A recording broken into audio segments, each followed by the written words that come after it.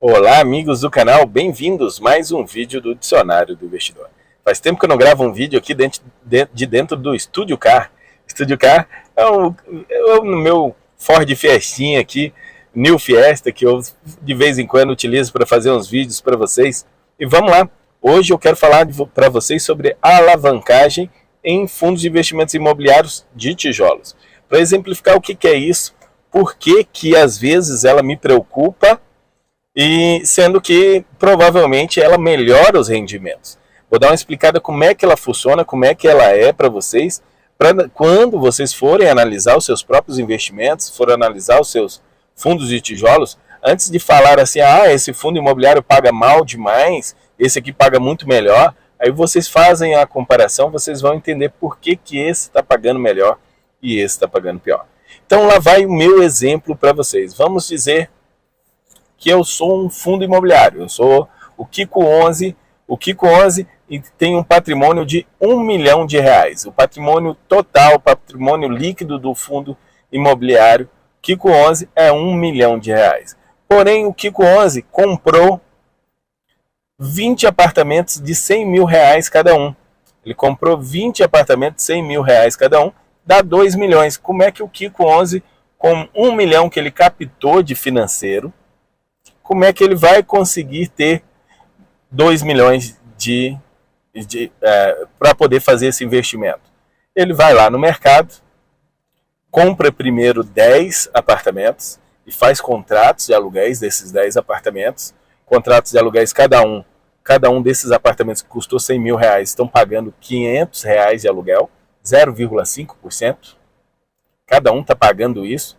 E um apartamento de R$100 mil pagar R$500 de aluguel é um bom aluguel. Então, cada um pagando R$500 de aluguel, e eu vou com esses contratos de aluguéis que eu já tenho, dar eles como garantia e pego mais R$1 milhão, e compro outros 10 apartamentos. Então, com isso, eu comprei 20 apartamentos de R$100 mil cada um. Então, o total dos meus ativos são R$2 milhões, mas eu tenho um passivo de R$1 milhão, então meu patrimônio líquido ficou R$1 milhão, que foi o que eu captei inicialmente na minha emissão de cotas. Então eu sou dono de 20 apartamentos que agora, cada um pagando R$500 de aluguel, eu vou estar recebendo por mês 20 mil reais. 10 mil reais, perdão. Vou estar recebendo por mês 10 mil reais desses apartamentos. 10 mil reais de 2 milhões, que é dos meus ativos, daria 0,5%. Mas o meu patrimônio líquido é 1 milhão. 10 mil reais desse 1 milhão dá 1% de dividendo. Então, meus aluguéis estão me rendendo 1% de dividendo graças à alavancagem. E eu ainda fiz um acordo com quem eu fiz essa dívida, que nesse primeiro ano eu não vou pagar dívida, ela vai ficar só rendendo lá, aumentando, e nesse primeiro ano eu não vou pagar dívida. Então, nesse primeiro ano, eu lanço o fundo imobiliário Kiko 11, recebo os aluguéis, distribuo um provento de 1% para todo mundo e consigo captar pessoas, e depois de um ano eu tenho que começar a pagar essa dívida. Só que quando eu começar a pagar essa dívida, desses 1%, eu vou precisar usar 0,6% para pagar a dívida todo mês. Vai sobrar só 0,4% para distribuir. Isso se a dívida for bem feita, hein? Se a dívida for mal feita, talvez não sobre nada. Aí agora, aquele dividendo que eu estava pagando de 1%, eu vou começar a pagar 0,4%, devido à alavancagem que eu tenho que pagar. Porém, toda a vida, no entanto, eu tive um ano. Se nesse um ano, eu, como sou uma gestão ativa, eu conseguisse vender dos meus 10 apartamentos que eu comprei alavancado, eu vendesse 8 apartamentos deles. E vendesse esses 8 apartamentos por um preço de 150 mil cada um, porque eu tinha comprado muito barato. Eu teria feito aí um ganho de 50% de capital, pagaria a dívida e ainda sobraria dinheiro para poder distribuir mais dividendos. Então, a alavancagem, ela pode ser bem feita se a gestão for bem ativa, com a ideia de vender esse ativo com lucro. Agora, se for com a ideia de pagar, no final das contas o aluguel vai ficar um pouquinho menor ainda do que se não tivesse alavancagem. Vocês viram que se eu tivesse comprado só 10 apartamentos sem alavancagem, o meu dividend yield seria 0,5%. Na hora que eu comecei a pagar a alavancagem, meu dividendo caiu para 0,4%. Quando eu não estava alavancado e eu não estava pagando a alavancagem, estava a 1%.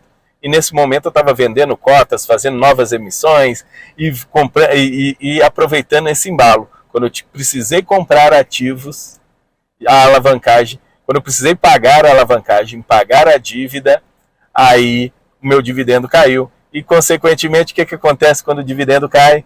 A cota cai no mercado e eu fico abaixo do meu valor patrimonial, não consigo mais fazer emissões de cotas.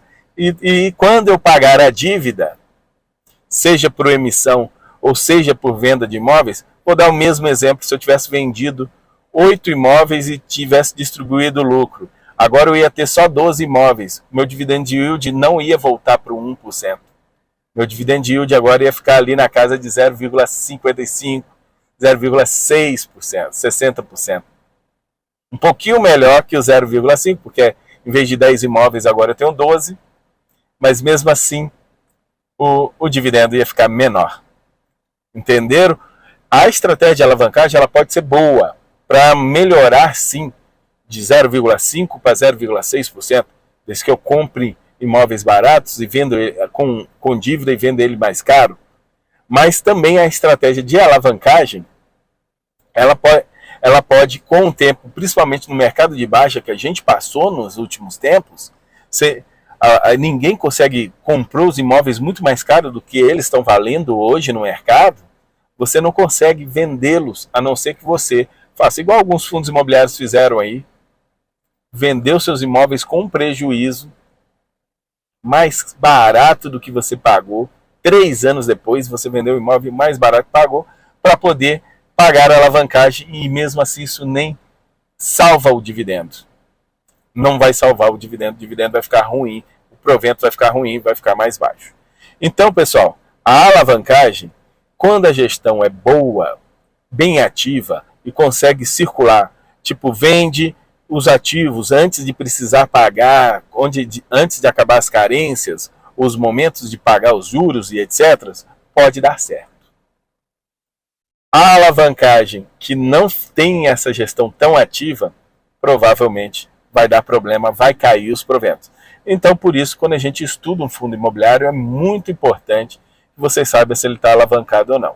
Eu vou colocar aqui, pessoal, um vídeo bem antigo aqui do canal, que eu ensino como saber se um fundo de tijolos está alavancado ou não. Vou encerrando por aqui. Muito obrigado a todos vocês. Deixe o like, se inscreva no canal e até a próxima, pessoal.